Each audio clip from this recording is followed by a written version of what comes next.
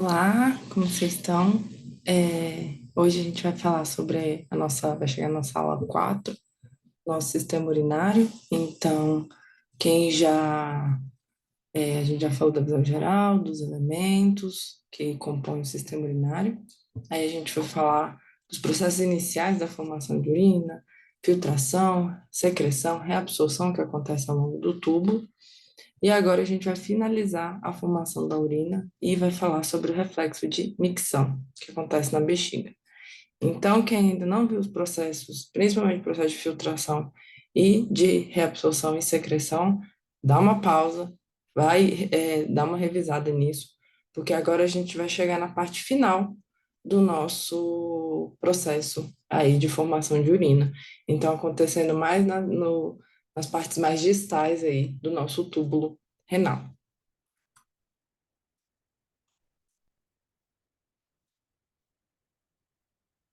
Então, só para relembrar, hoje a gente vai falar principalmente como a água vai ser é, reabsorvida ou não, como vai alterar a osmolaridade da nossa urina, que é justamente uma regulação que a gente faz dentro do nosso sistema renal. Então, nosso corpo é 60% composto de água, ele fica tanto no espaço intracelular, dentro das células, quanto no líquido extracelular, naquele ambiente intersticial que fica ali, aquele tecido entre as células e a corrente sanguínea, o plasma.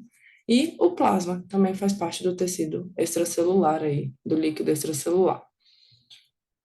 A eliminação de água faz parte da nossa osmorregulação. Então, os animais, a gente incluso, faz essa regulação aí osmótica para a gente não ficar ganhando e perdendo água de forma descontrolada para o ambiente.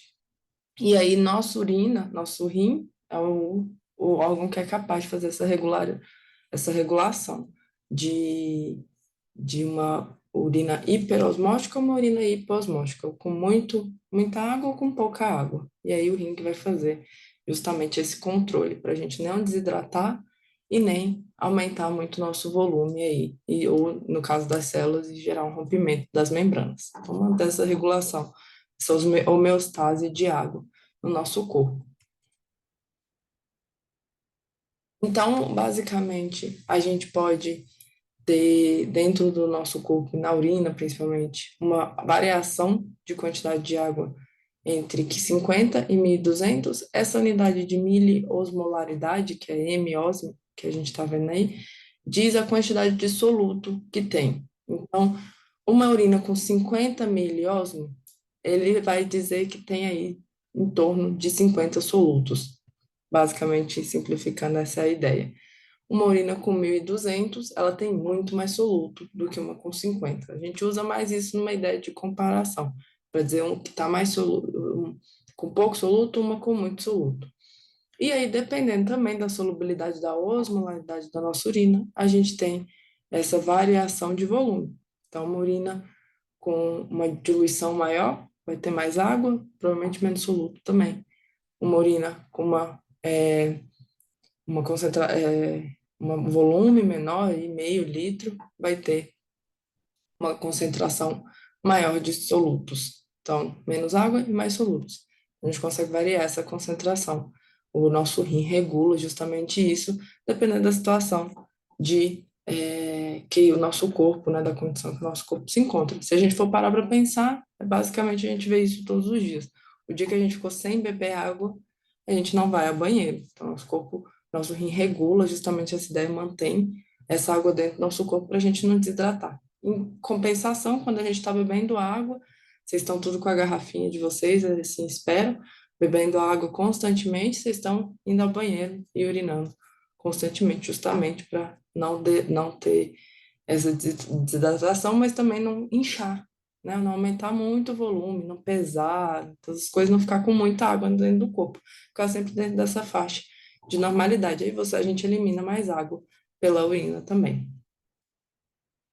Então, a gente consegue ver, vamos relembrar aí. Eu queria que vocês pegassem aquele gráfico da aula passada de secreção e reabsorção para os meus alunos, que fala justamente aquele último gráfico que tem um resumindo, que tem todas as concentrações, e peguem ele e comparem com esse gráfico de agora. Vamos fazer uma comparação porque a gente vê que a concentração pode mudar justamente pela quantidade de água aí.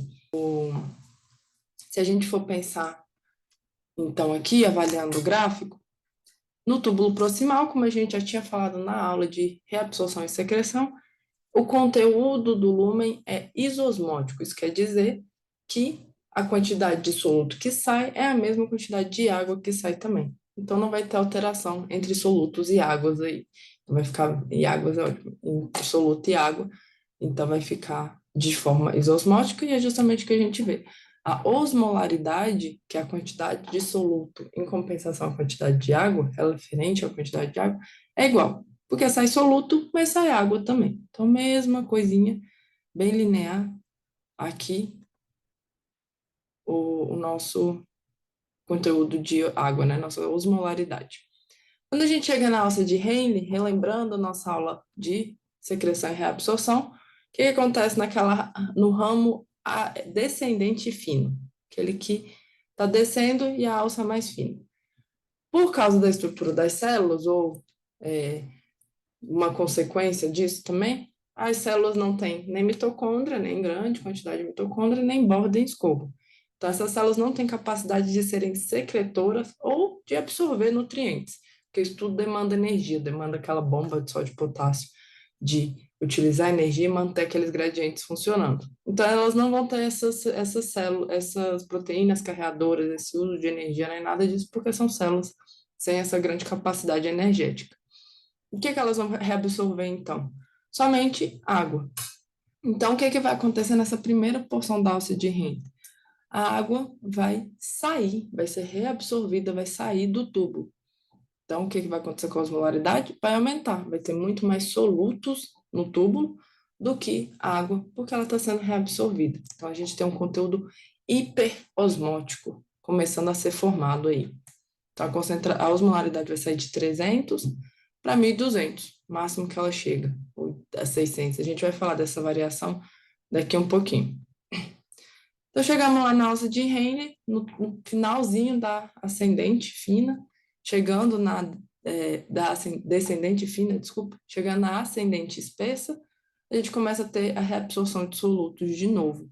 Então, os solutos vão ser reabsorvidos, a água já não é reabsorvida nesse caso, e aí o conteúdo começa a cair, a osmolaridade começa a diminuir de novo, porque agora os solutos não estão sendo reabsorvidos sem a água. Então o conteúdo começa a se normalizar e ficar em equilíbrio de novo. Já no segmento, no túbulo distal e do distal final, já não tem muita alteração aí de água. A água não vai ser reabsorvida, mas também não vai reabsorver grande quantidade de solutos, a maior proporção já foi reabsorvida aí. Lembrando lá naquelas nossas proporções que a gente falou na aula, chega de 5 ou 3%, dependendo da região, que vai ser reabsorvido, não vai ter uma grande relevância, ao ponto, né, de alterar a osmolaridade por causa ou de soluto ou de água.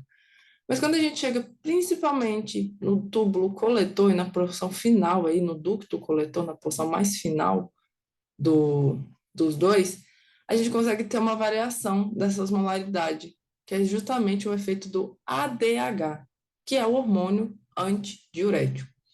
Então, quando ele existe, com a presença dele, a gente tem um aumento da reabsorção de água. Então, o que vai acontecer na porção final ali, naquele ducto coletor, quando não tem mais nenhuma grande alteração de osmolaridade acontecendo, o ADH vai agir nessa porção final e vai aumentar a reabsorção somente de água. Então, o conteúdo volta a ser hiperosmótico, volta a aumentar a osmolaridade, chegando até talvez 1.200 de novo. E aí a gente vai eliminar um pequeno volume de água, 0,2 ml aí. Se isso numa situação em que a gente esqueceu a garrafinha em casa e estamos sem beber água o dia inteiro. Gerou uma desidratação. Nosso corpo tem que reabsorver água para a gente não desidratar. E aí vai reabsorver água e a gente vai diminuir o volume de urina. Numa situação hidratada, estamos bebendo água constantemente, que eu com certeza sei que vocês estão fazendo isso agora. O que vai acontecer com com a nossa urina? Não vai ter o ADH, porque ele é um efeito antidiurético, ele acontece em resposta a uma desidratação do corpo, uma falta de água aí. O que vai acontecer? o ADH não vai agir, e aí a gente tem, é, não vai ter essa reabsorção de água não acontece no ducto coletor. Então, a urina vai ter uma osmolaridade de 100 miliosme por litro, então bastante diluída a concentração, e a gente aumenta o volume aí de urina de 20 ml. Então, o ADH tem essa capacidade de alterar o volume final da urina aí e fazer com que a gente ou não, que a gente não perca mais água do que a gente já está perdendo, porque a gente não está ingerindo água de forma adequada aí. Então, a gente falou dos quatro processos, relembrem aí quais são os quatro processos: filtração, reabsorção, secreção, e hoje a gente vai falar basicamente da excreção, a última etapa da nossa, é, do nosso formação da urina aí, né? Então a gente tem a excreção como a parte justamente da eliminação da urina. O importante para a gente na saúde, para falar da excreção, é justamente a nossa ideia de depuração renal. Em inglês, quem é da farmácia, outras áreas da saúde também, mas principalmente da farmácia, já deve ter ouvido falar do clearance, que é justamente calcular quanto de fármaco está sendo eliminado aí na nossa urina. Então, vamos fazer um exercíciozinho e avaliar a depuração renal de coisas que a gente já conhece. Vamos começar pela glicose. Então, a glicose é um, um um açúcar conhecido, a gente já sabe como ela é feita. Então, vamos pegar aqui, ela chega no nosso corrente sanguínea pela artéria aferente, entra no glomérulo e aí é filtrado, vamos pôr 4 glicoses por minuto, ou 100 ml por minuto de filtração. E aí depois, lá no túbulo proximal, o que vai acontecer com a glicose? Reabsorção, 100% de reabsorção, reabsorção de 100 ml de glicose ou 4 glicoses por minuto. Então, completamente reabsorvida. Então, qual que é a depuração renal da glicose? Zero. Glicose não aparece aí no nosso sangue, não aparece na nossa urina, desculpa.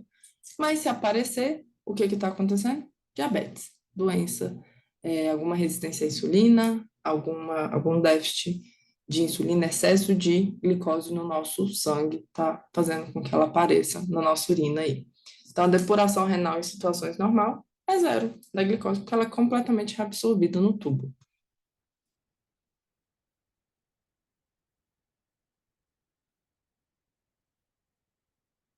Então, qual que é a depuração da inulina? Lembra que a gente conversou que tanto a creatinina quanto a inulina agora estão sendo usados para avaliar a taxa de filtração glomerular? Justamente porque a creatinina ainda tem um pouquinho de reabsorção, ainda está discutindo sobre isso, mas a inulina não tem. Então, a inulina vai passar pelo mesmo processo da glicose, passa pela arteríola aferente, vai passar no glomérulo, vai filtrar 100 ml por minuto, 4 inulinas, vamos calcular aí. E aí, para reabsorver, não vai acontecer reabsorção. Inulina não é reabsorvida pelo tubo, nem a creatinina, teoricamente, né? Ainda está tendo uma discussão sobre isso aí. Mas, já que ela não vai ser reabsorvida, qual vai ser a depuração da inulina? 100%. 100 ml por minuto, que foi o tanto que foi filtrado, ou 4 inulinas por minuto aí. Então, 100% dela é excretada.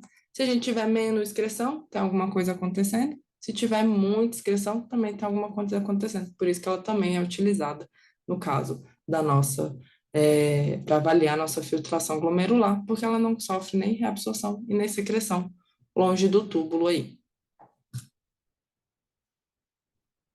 Ok. Estou falando agora da ureia. A ureia vai ser metade reabsorvida. Então, ela é filtrada no glomérulo e 50% é reabsorvida. Então, qual que é a depuração da ureia? 50 ml por minuto ou 2 ureias excretadas por minuto. Então, a gente espera que tenha no plasma 4 e na urina 2. Essas alterações quer dizer que tem alguma coisa acontecendo aí. E por fim, a penicilina é um fármaco antimicrobiano, né? E ela é filtrada e ela é secretada. Então, a gente espera que tenha no plasma 4, mas que tenha na nossa urina mais. Então, vamos dizer aqui, ela secretada X, né? Aqui está colocando no exemplo duas penicilinas são secretadas, então no final, 6 penicilinas são excretadas. A depuração dela vai ser de 150, 100 da filtração, mais 50 da secreção.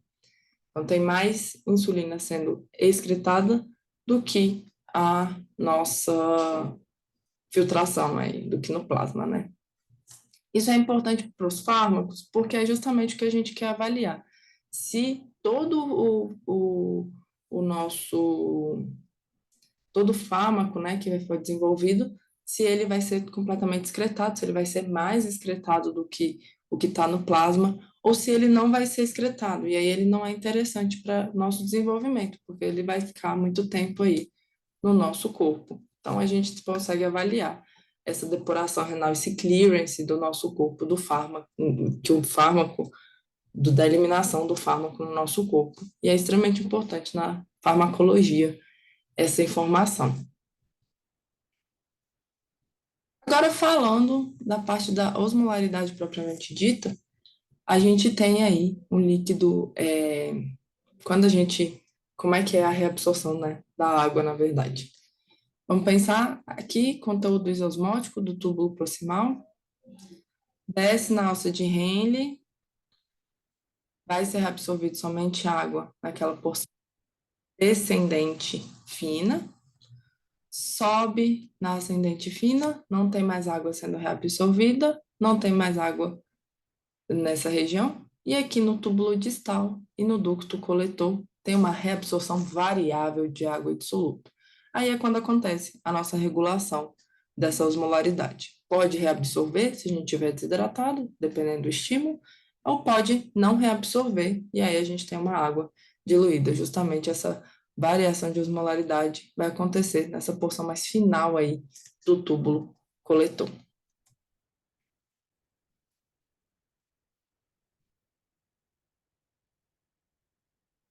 Ok, então a gente tem que falar aqui da vasopressina. A vasopressina, ela é o hormônio ADH, é o outro nome do hormônio ADH, é o apelido dele, a vasopressina, e ela vai ter justamente essa liberação, no caso, desidratação. Então, o que que ela faz? A gente tem aqui a reabsorção, principalmente no ducto coletor de água.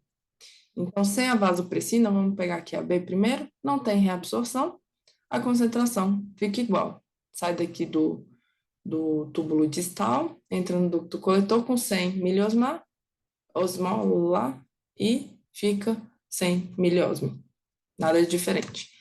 Quando a gente tem a vasopressina agindo no túbulo coletor, essa osmolaridade vai aumentando. Então, vai de 100, vai para 400, 500, reabsorção de água, aumentando a concentração de solutos, até chegar em 1.200. Alta concentração de soluto pela falta de água. E aí, o que, que vai acontecer no nosso sangue? A gente tem o que a gente chama no nosso corrente, nos capilares peritubulares, um processo de contracorrente. Então, a urina está indo em direção para baixo, vamos dizer assim, igual no esquema, o sangue está indo em direção subindo. Então, ele está indo ao contrário da direção da urina. Isso faz com que a osmolaridade do sangue seja justamente oposta ao que está acontecendo na nossa urina, fique a gente consiga reabsorver com a melhor qualidade aí a nossa água. Então, como é que vai acontecer no caso do sangue? Ele está mais concentrado de solutos e aí ele fica mais diluído aí. Então, o oposto do que está acontecendo com a urina. A urina está concentrando os solutos e o nosso, os nossos vasos sanguíneos, nosso sangue está sendo diluído pela água. Então, reutilizando aí, aproveitando. Justamente que é justamente essa ideia de você reabsorver a água, você manter o resto do corpo hidratado. Então, você está aumentando a quantidade de água na corrente sanguínea. É exatamente essa ideia da vasopressina. Aí, por isso que ela é liberada, para evitar essa desidratação. Você pega essa água, põe na corrente sanguínea e deixa o sangue mais diluído aí, com maior quantidade de água.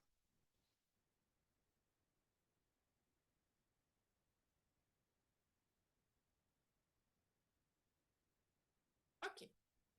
Então, como a gente tinha falado da questão da conta corrente, vamos usar um outro exemplo agora, que acontece, mas nesse caso não tem regulação de hormônio nenhum, que é o da alça de Henle.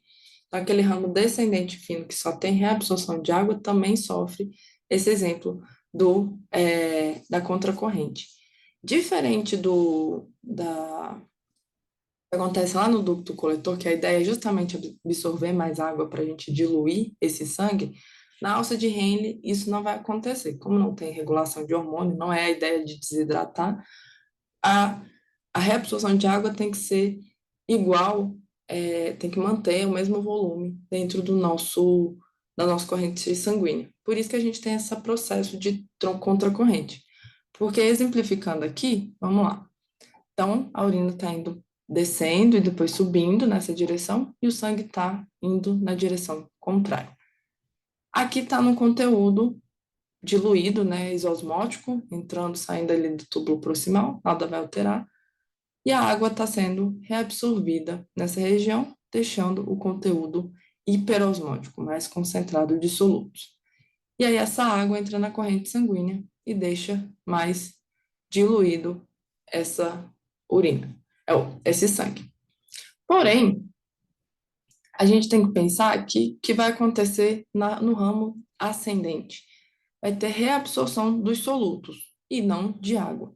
Então, esses solutos vão ser reabsorvidos pelo sangue. Se for tudo na mesma direção, o que que ia acontecer? Esses solutos não iam voltar para o sangue, porque a gente está tendo agora um conteúdo com muita quantidade de água aí, e esses solutos não vão ter essa vontade tão grande de entrar no sangue. Então, o que que acontece quando for ao contrário?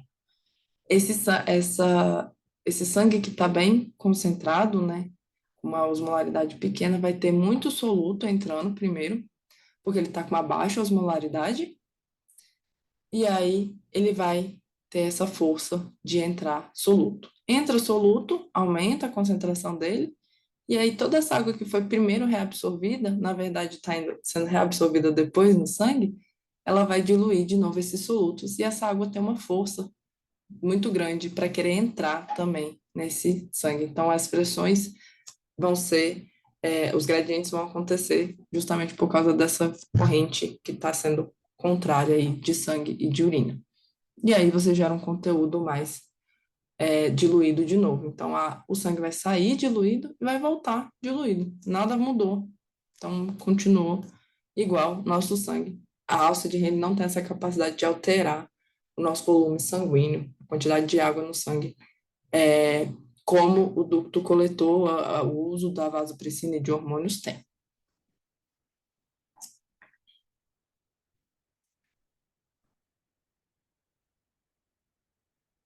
Ok, a gente tem que falar também que a ideia, né, que a gente falou do controle da osmolaridade e tudo, faz com que também nosso rim não altere a nossa osmolaridade plasmática, justamente o que a gente comentou da aula de alça de Henle passada. Quando a gente ingere 1 litro de água, tá bebendo muita água, a nossa osmolaridade plasmática ela quase não se altera. Você vê que a linha fica parecida, mesmo que a osmolaridade urinária diminua aí e depois aumente. Quando a gente tem, justamente porque né, a gente está diluindo essa urina, mas o plasma fica relativamente constante, porque você tem esse controle aí de não alterar tanto a osmolaridade, a absorção de água acontecendo a todo momento. O que que vai mudar, então? Aumentar o fluxo urinário. A gente vai ter uma maior formação de urina acontecendo quando a gente ingere água, para poder ter essa compensação dessa água que está entrando aí. Então, você faz uma urina mais diluída e em maior quantidade, obviamente. A gente comentou da questão da ureia. Na verdade, a gente só citou que ela é reabsorvida no nosso corpo, mas a gente não falou dela com maior detalhe, a gente vai falar hoje. Ela é um nitrogenado no nosso corpo, é uma excreção, né, um metabólito que a gente produz, por causa da respiração celular e por causa da síntese proteica. Então, a proteína, quando ela é quebrada, degradada e afins, a gente também produz aí compostos nitrogenados e vai ser ou eliminado pela urina ou a gente forma novos aminoácidos a partir disso. Então, ela é também filtrada pelo glomérulo e ela sofre tanto reabsorção quanto secreção. E a gente vai falar um pouquinho disso justamente porque ela tem influência sobre também a osmolaridade no nosso urina. Então, ela tem essa capacidade de alterar a nossa concentração de água dentro do túbulo renal. Ela tem essa variação de 40% a 50%, não é uma grande quantidade, mas ela tem essa capacidade. E ela vai ser reabsorvida na presença do hormônio antidiurético. Então, ela também auxilia a reabsorção de água, porque ela também vai ser reabsorvida. Ela traz a água junto dela. Ela demanda a água para ser eliminada. Então, se ela não é eliminada, a água consegue voltar também com maior facilidade. E ela também é secretada aí, vai ser secretada, então, na alça de Henle. Como é que vai ser o processo? Ela é filtrada, parcialmente reabsorvida no túbulo proximal, essa primeira porção, então metade vai permanecer aí, e aí ela é secretada de novo na alça de Henle e volta a ter 100% da sua permanência, né, depuração renal aí de 100%. E aí lá na ureia, ou lá no túbulo distal, no túbulo coletor e no ducto distal, essa ureia vai ser reabsorvida de novo e 20% só vai permanecer. E vai depender do que está acontecendo, né? Se reabsorve muita água, ela também reabsorve junto, ela vai ser reabsorvida junto com água. Se não, ela aumenta a excreção dela aí. Essa ureia que é reabsorvida no túbulo renal é a mesma que é secretada na alça de Henle. Então, não tem nova ureia sendo secretada aí. É a mesma que o ducto coletor reabsorveu, ele vai ser secretado aí na alça de Henle, para poder manter esse ciclo dentro das faixas de normalidade, para essa ureia não ficar voltando em grande quantidade para o nosso corpo, porque ela é levemente tóxica. Então, a próxima urina que é formada vai ter essa ureia que foi reabsorvida aí no tubo coletor.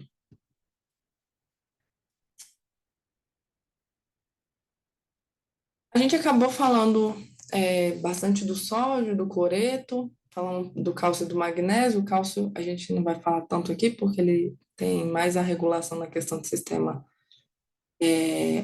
endócrino, né, do PTH e afins.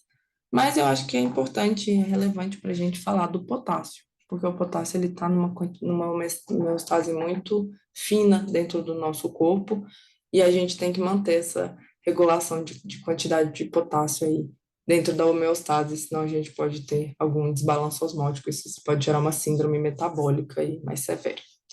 Então, o potássio gosta de ficar dentro da célula. Ele tem muito maior quantidade dentro da célula, cerca de 3.900, comparado com o extracelular, que é só 59. A gente pega potássio pela dieta e a gente elimina tanto na urina quanto nas fezes, maior quantidade na urina do que nas fezes aí. Então, a gente mantém o equilíbrio a partir disso. Como eu falei, falando em porcentagem, 98% é intracelular, 2% vai ficar aí no líquido extracelular, e alterações dessa porcentagem gera tanto aumento, né? Se tem muito mais do que deveria, gera uma hipercalemia. Se tem menos, vai gerar uma hipocalemia. E aí essas alterações podem gerar o que a gente chama de síndrome metabólica aí no nosso corpo. Se essas alterações forem mais severas ainda do que o nosso corpo dá conta de controlar. A gente tem uma reabsorção bem rápida do potássio quando ele é ingerido, justamente para não deixar esse líquido extracelular com grande quantidade de potássio. E acontece por mediadores, principalmente a insulina e a aldosterona aí, que são mediadores do nosso sistema urinário e do nosso sistema digestório. A gente tem o potássio sendo absorvido pela dieta, cerca aí de 100 mil equivalentes. A absorção do intestino vai absorver quase tudo, 90%, 5 a 10 só vai ser eliminado nas fezes. E aí, dessa absorção, 65 fica no fluido extracelular, que vai rapidamente virar reserva por causa dos estímulos da insulina, epinefrina e aldosterona. E o que não for vai ser eliminado. Então, cerca de 90 a 95 vai ser eliminado aí pelo rim, dependendo da concentração plasmática do potássio aí. Qual é o grande lance? A gente falou das células principais na aula passada, e aí hoje a gente vai dar esse enfoque, justamente porque ela vai fazer essa questão da regulação do potássio na eliminação do rim e no nosso controle sanguíneo aí. Então, normalmente, sem potássio, não, não alimentado, vamos dizer assim, 67% vai ser reabsorvido no túbulo proximal, assim como o sódio, assim como o cloreto, aquela porcentagem que a gente já tinha falado na aula passada, e 3% vai ser reabsorvido de novo no túbulo distal, naquelas células principais que a gente comentou também na aula passada. Quando a gente tem uma ingestão do potássio, o potássio aumentou a concentração plasmática dele por causa da dieta, ingestões e afins, o que que vai acontecer nessa região principalmente? No túbulo distal vai acontecer a secreção do potássio. Então, o potássio, ao invés de ser reabsorvido, ele vai ser secretado, tanto no túbulo distal e ducto coletor, quanto no. É, isso. Então, vai acontecer a secreção aí. Então, eles eram reabsorvidos 3 a 9% agora vai ser secretado 10 a 50% e 5 a 30% nessas regiões. Isso vai acontecer por causa do quê? Então, potássio tem justamente, né, nessas células principais aí do túbulo distal, no ducto coletor também, a gente vai ter aqueles canais de potássio, que tá tanto para o lado mais na direção do sangue, né, quanto no lado do túbulo renal. E aí, quando a gente tem um aumento muito grande dessa concentração sanguínea, o potássio rapidamente vai ser empurrado para dentro da célula por causa desse gradiente aí, e aí ele vai ser rapidamente colocado no túbulo renal. Por quê? Porque esses canais vão estar abertos e a concentração plasmática dentro da célula vai ser, a concentração de potássio dentro da célula vai ser maior do que no túbulo renal. E aí o potássio rapidamente vai sair da célula em direção ao túbulo renal. Quando a concentração de sangue está muito baixa a concentração de sangue aí, o potássio já quer fazer o caminho contrário, porque aqui tem uma concentração menor de potássio do que no túbulo renal, e aí o potássio entra na corrente sanguínea. Então, é justamente essa ideia que acontece na célula principal por causa desses canais de potássio que existem nela. O que que então principalmente a aldosterona vai fazer? Vai aumentar essa quantidade de canais de potássio nessas células principais. Isso faz com que a reabsorção, a secreção do potássio fique aumentada aí no lumen tubular. Então essa é a regulação que a aldosterona principalmente vai fazer no rim.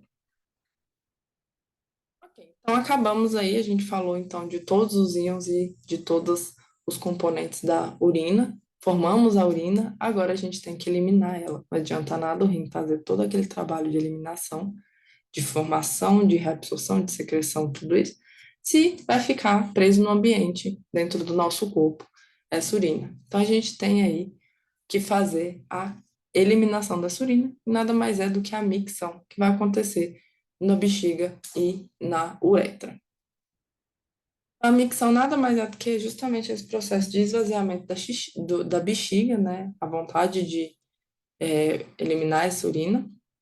E a gente tem controles do centro do tronco encefálico acontecendo aí para a gente fazer isso. Então, aquele controle simpático, parasimpático que a gente falou no sistema digestório, a gente vai falar aqui também. Nosso parasimpático e nosso simpático também tem ação na nossa bexiga e na nossa eliminação da urina.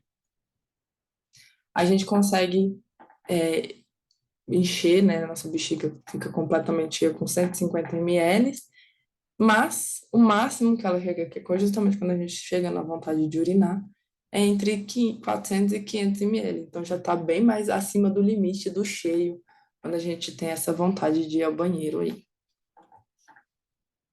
Como que funciona a parte de eliminação da urina? Então, lá no rim foi processado, essa urina foi formada e tudo, e aí ela é levada pelo ureter. Os ureteres vão fazer o peristaltismo, então musculatura lisa, aquela contração que a gente falou de em formato, né, de papel sendo esmagado e tendo essa inervação também simpática e parasimpática. Então, peristaltismo clássico, como a gente falou também no sistema digestório aí.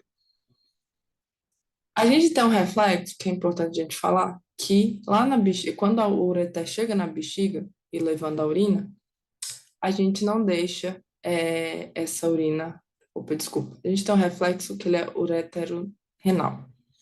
Quando o ureter está obstruído, a gente tem receptores aí que vão avisar para a urina parar de ser formada, para diminuir essa taxa de filtração glomerular, justamente para não acontecer essa, essa, esse provavelmente rompimento ou alguma sobrecarga no ureter que está obstruído. E o ureter também tem receptores de dor. Então, quando o o cálculo renal chega no ureter, é justamente a região.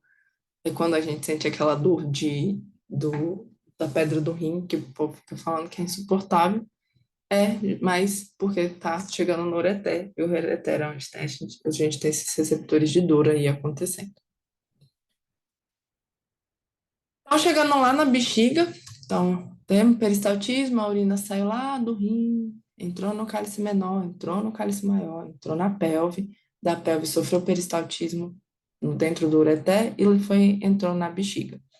Na bexiga, a gente tem a região que a gente chama de trígono, que é justamente onde as duas aberturas da ureter chegam, então a bexiga, a urina chega por baixo e vai enchendo, subindo, e aí esse músculo, que é a região da bexiga é bastante musculosa, esse músculo detrusor que chama, ele vai fechar essa abertura, vai manter fechado porque ele tem uma contração tônica aí acontecendo.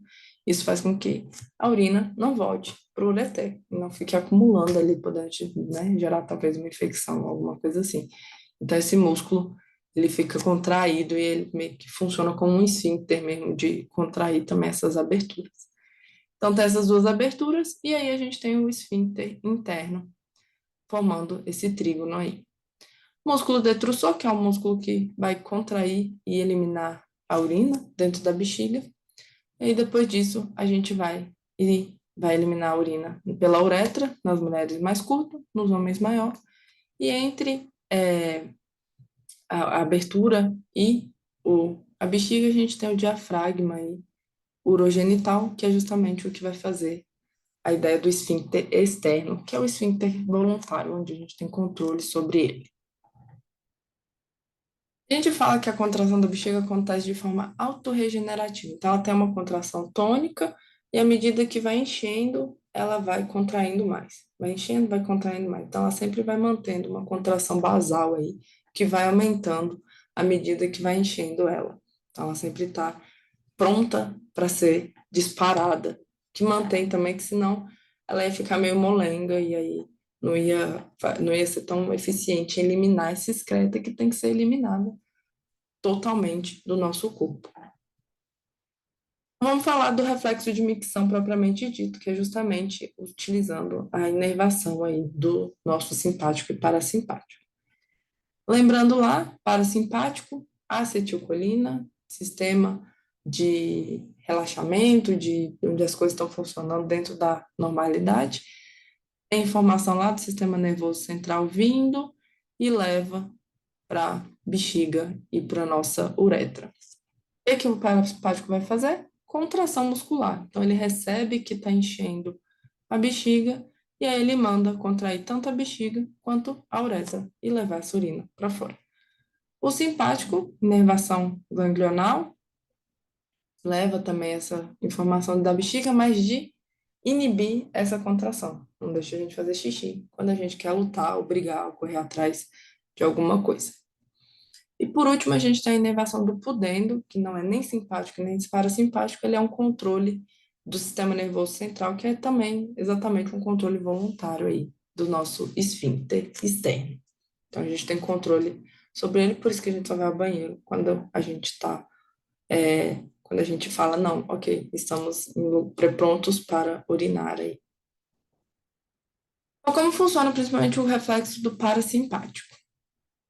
A gente vai ter aí o receptor da bexiga, vai enchendo, vai enchendo, vai enchendo, encher o limite ali, manda os receptores para tronco, para medula espinhal, e aí esse estímulo faz com que a gente contraia a bexiga e aí elimina.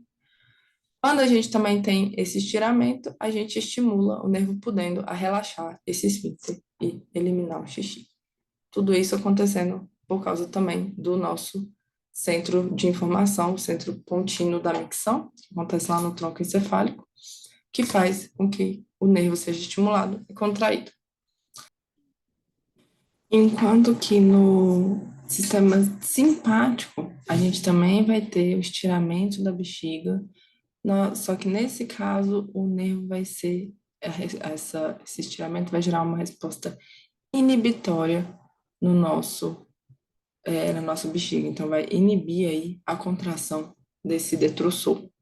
Além disso, enquanto a gente estiver simpático agindo, esse estímulo vai levar a informação lá para o cérebro, lá para o sistema nervoso central, e vai levar de volta essa informação para estimular essa inibição da contração, inibição do parasimpático aqui, nesse neurônio verdinho, estimula a inibição do estiramento, inibe o parasimpático e também inibe aí o pudendo de parar essa contração do esfíncter.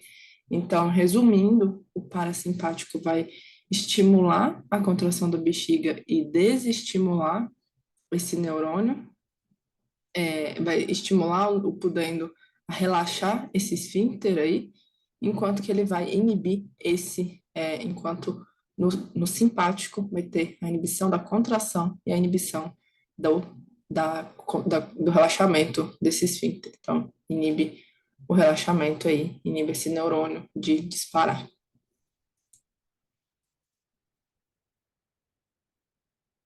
Mais uma vez, só para a gente entender de uma forma mais simples agora. Enchimento da bexiga, bexiga em repouso, teoricamente, vai aumentando, vai tendo aquela contração tônica de sempre enche um pouco, contrai um pouquinho mais, enche um pouco, contrai um pouquinho mais.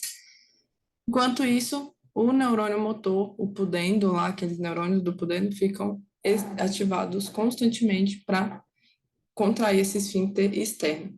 E o interno também fica passivamente contraído. Igual os esfíncteres normalmente, em estado de repouso, eles ficam contraídos. Quando tem um estímulo, aí eles abrem. E não vai ser diferente aqui. Então, esse estímulo deixa aí, enquanto o neurônio estiver disparando, o estímulo fica contraindo. Encheu a bexiga, nós vamos ter o estiramento, levando a informação para o parasimpático para contrair a bexiga e para inibir esse neurônio motor de continuar disparando, e aí o esfíncter relaxa a partir daí. Então, é assim que vai funcionar. Com esse estágio, a bexiga relaxa, contrai, o esfíncter relaxa, e aí a gente elimina a nossa urina para o meio externo e mantém nossa homeostase. Então, é assim que funciona de uma forma mais simples. Ok? Era isso que eu tinha para falar para vocês hoje. Muito obrigada aí pela atenção. Dúvidas? Podem me mandar por e-mail, contactar pelo Aprender também. E vamos seguindo. Tchauzinho.